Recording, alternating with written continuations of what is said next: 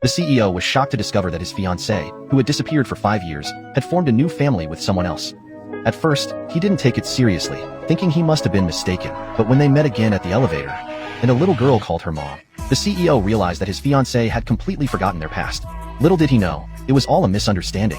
It turned out that 5 years ago, the CEO was about to marry his fiancée, but that night, an accident happened. The CEO witnessed his sister being killed by a thug, and the one who caused her death was none other than the fiancée's younger brother. The brother had been a gangster for years, which led to the sister being hunted down and killed by the thug. When the thug turned towards the fiancée, the CEO bravely shielded her with his own body. After arriving at the hospital, the CEO's mother was filled with hatred for the fiancée's family. She mercilessly sent the brother to prison and lied to the fiancée, saying the CEO had personally said he hated her and wanted her to get as far away as possible. The mother then had her men drive the fiancée out of the hospital, believing the CEO had abandoned her. The fiancée, pregnant with his child, had no choice but to move abroad. 5 years passed in the blink of an eye.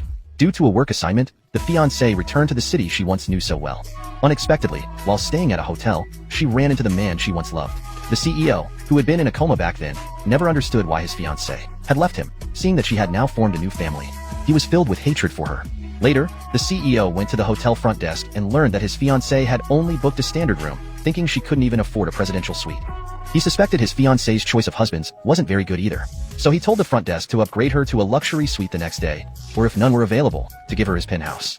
At that moment, the CEO's friend arrived, angrily questioning if the CEO still loved that woman, and if he had forgotten how his sister died.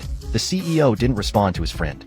Meanwhile, the fiancée was on a video call with her son abroad, who was actually the CEO's child, fearing the CEO still hated her.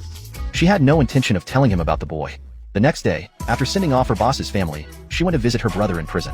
The brother's only wish now was for his sister to visit the girlfriend he had caused to die. After a moment of hesitation, the fiancée agreed, but by coincidence, she ran into the CEO and his mother at that very moment. The CEO's mother still resented the woman and didn't want to see her there, so she ordered her to leave. Suddenly, it started to pour rain. Ignoring his mother's protests, the CEO went to give the woman a ride. In the car, they both believed that the other had abandoned them back then, not realizing it was all a misunderstanding. At that moment, the woman's son, who was still abroad, called on video chat.